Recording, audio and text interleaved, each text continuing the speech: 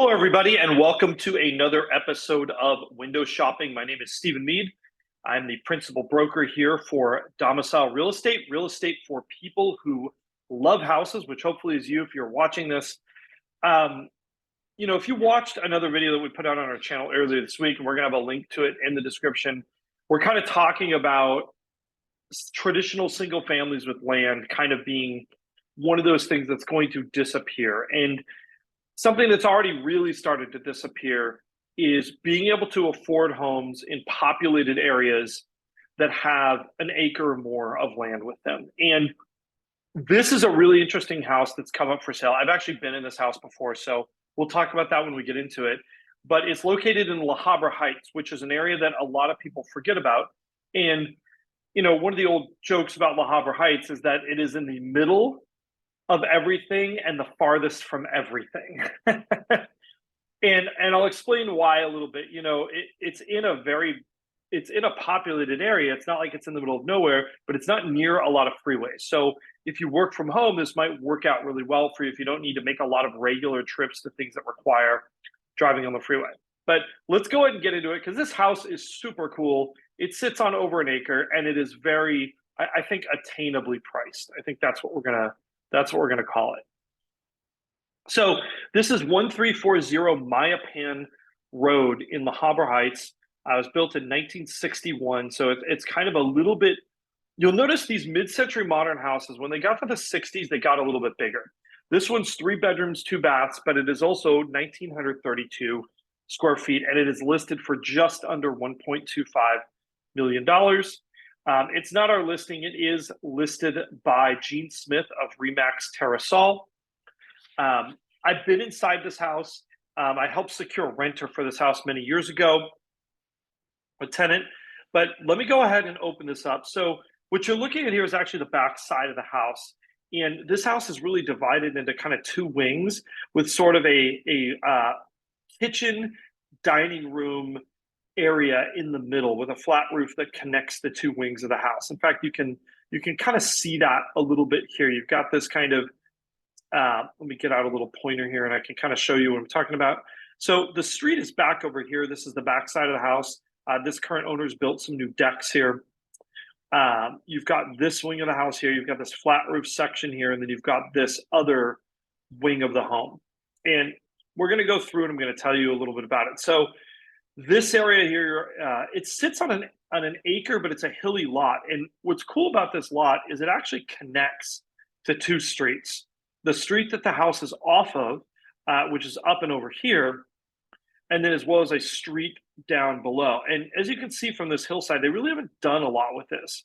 So there's really kind of an opportunity for the next person to do some cool things. This owner has significantly rebuilt the decks around the property with new railings. This is actually the entry, which is on the front side of the house at that flat roof section. And I love the entry on this house from the street. You walk down a long driveway and then you have these really cool steps. And I'm going to show you a picture from here in a second. By the way, this is kind of an overhead view. So you can see how you connect with this lower level street down here. And this is the house as we saw it. You've got this kind of big hillside where there's not really a lot being done with it. This is the street Mayapan. You enter a long driveway, and then there's kind of underneath this tree is an entryway. Let me get to that entryway. So this is that driveway that you see from Mayapan. They've got a gate, and this is how you enter from the driveway. And I absolutely love this, right? This is this kind of poured concrete terrace down. It feels very organic in a way. And I think we don't have a chance to have these kind of cool entryways like this that sort of reveal the house from the driveway. And I think that's something really special. This is what you see. There's a detached garage up here. You've got the edge of the driveway, and then you walk down towards the front door. This is that driveway.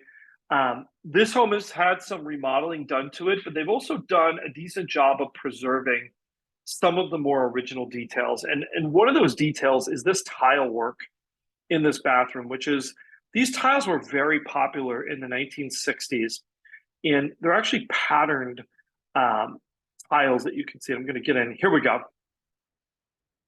These tiles were actually kind of these molded patterns, and you saw these in a lot of high-end custom homes at the time. It was really something that was like cutting edge.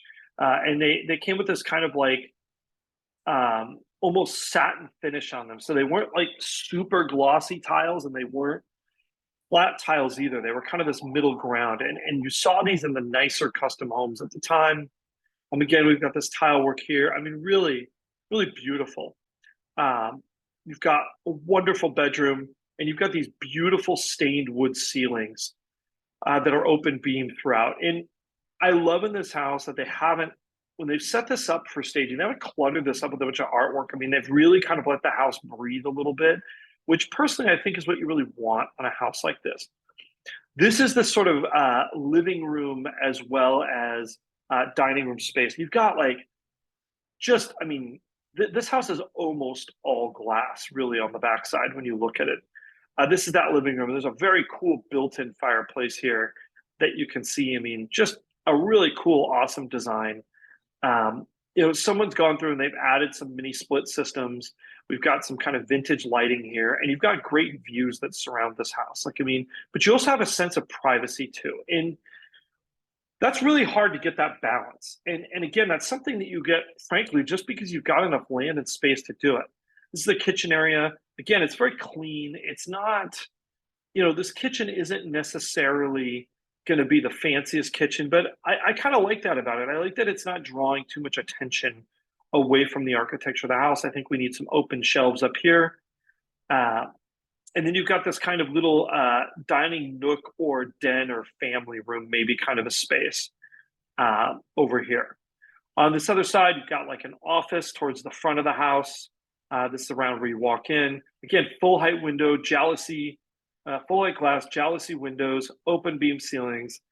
And then this is a secondary bedroom that is on the back side of the house looking out. Again, clear story windows, great lighting.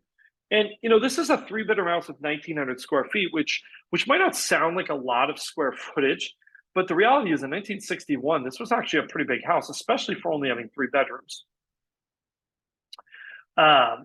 This is the primary bedroom, the primary suite here that also looks back. It's on the other wing of the house.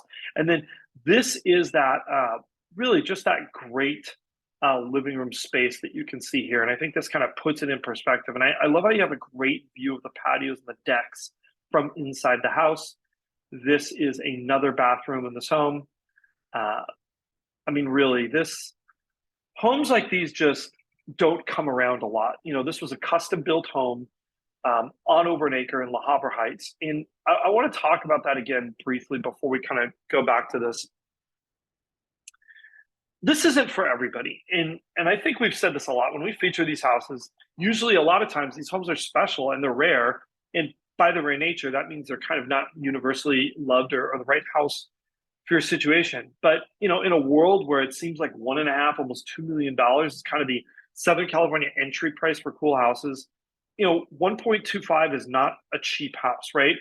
But compared to Eichlers that are going for 1.6, 1.7, 1.8, around the same size as this on much smaller lots, you can start to see how, you know, a custom home like this might make sense, especially if you've got a working arrangement or you don't need to work where the location works for you, that kind of up in the hills above La Habra.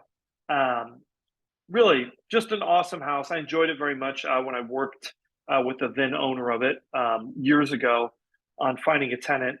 Just a really cool, awesome house. And I'm glad to see some improvements have been made to the home since then. If you are interested in this house, absolutely reach out to us. We would love to show it to you and give you kind of some of our insights from over the years. If this isn't the right house for you, but you love cool houses, or if you have a cool house to sell in Orange County or Los Angeles counties, definitely reach out to us. You know, here on YouTube, I think we've got our contact information listed in there if you go into our profile. Don't forget to like, subscribe, hit that notification bell, and questions and comments. As always, we love them. Happy Friday, everybody. We'll see you again real soon.